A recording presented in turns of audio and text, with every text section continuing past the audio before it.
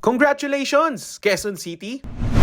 Most business-friendly city ang Quezon City. Ginawaran ng Philippine Chamber of Commerce and Industry o PCCI ang Quezon City ng 2023 Most Business-Friendly LGU Award City Level 1A para sa kategory ng Highly Urbanized Cities sa NCR. Personal na tinanggap ni Mayor Joy Belmonte ang parangal kasamang iba pang kinatawan ng lungsod. Most Outstanding Chamber for NCR and the Philippine City Level 1 din ang PCCI QC.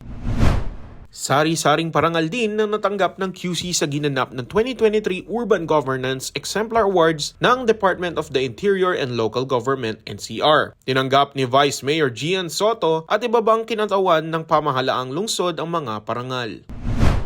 Mainit ng pagbati din sa 15 natatanging Q-citizen at institusyon na kinilala sa 21st Manuel Luis Quezon Gawad Parangal. Sila ang mga nagpamalas ng dedikasyon at kagalingan sa kani-kanilang larangan. Ang MLQ Gawad Parangal ay bahagi ng selebrasyon ng 84th founding anniversary ng QC. Vote wisely, Q-citizens! Nakaantabay ang lokal na pamahalaan para masiguro ang payapa, ligtas at maayos na barangay at sangguniang kabataang elections. Nagtulong-tulong pa ang iba't ibang departamento para paghandaan ang eleksyon kung saan nag-set up ng mga tents at iba pang kagamitan. Nakaantabay naman ang mga medics at urban search and rescue personnel sa mga piling lugar sa lungsod. QC programs na mamayagpag. Bida ang programa ng lokal na pamahalaan, partikular sa climate action sa ginanap na Global Environment Forum for University Students in the Philippines 2023. Nagsilbing keynote speaker si Mayor Joy Belmonte sa forum na dinaluhan ng 300 na Filipino students at 500 Korean students mula online.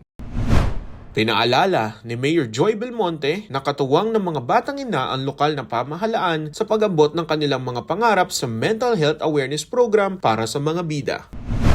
Christmas is around the corner na sa QC matapos pailawan ng Magical Christmas Tree sa SM City Santa Mesa.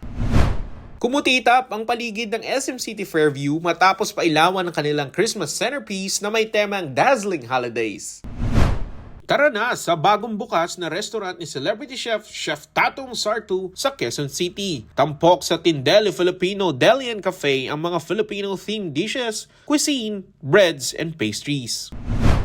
Lumahok si Mayor Joy Belmonte sa pagtitipon ng mga alkalde mula sa iba't ibang lungsod at munisipalidad sa bansa sa ginanap na Philippine Mayor's Forum.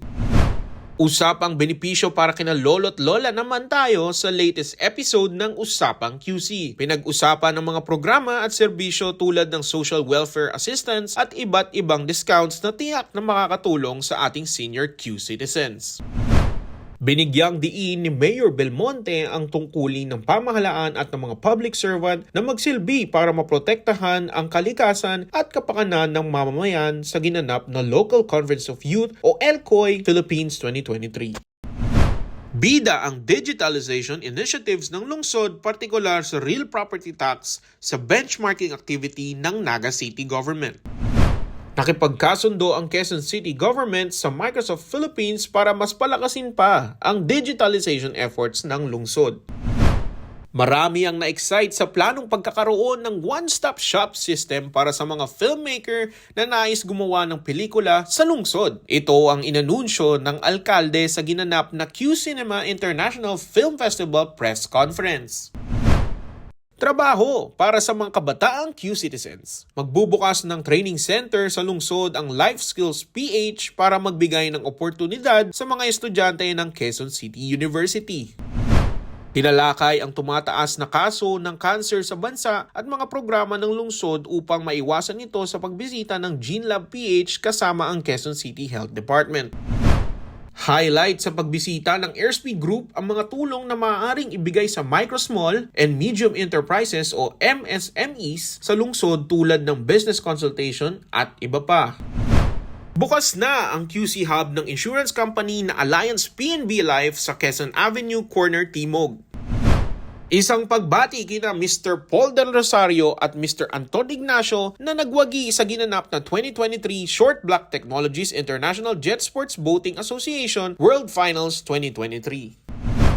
Saludo naman ng lokal na pamahalaan sa mga masisipag at tapat na kawani na nagkamit ng Career and Self-Development Awards at QC Honesty Exemplar Award. Good luck kay Miss Angela Bianca Samson Agustin, ang kinatawan ng Quezon City sa gaganaping Hiyas ng Pilipinas 2023 sa Cebu City.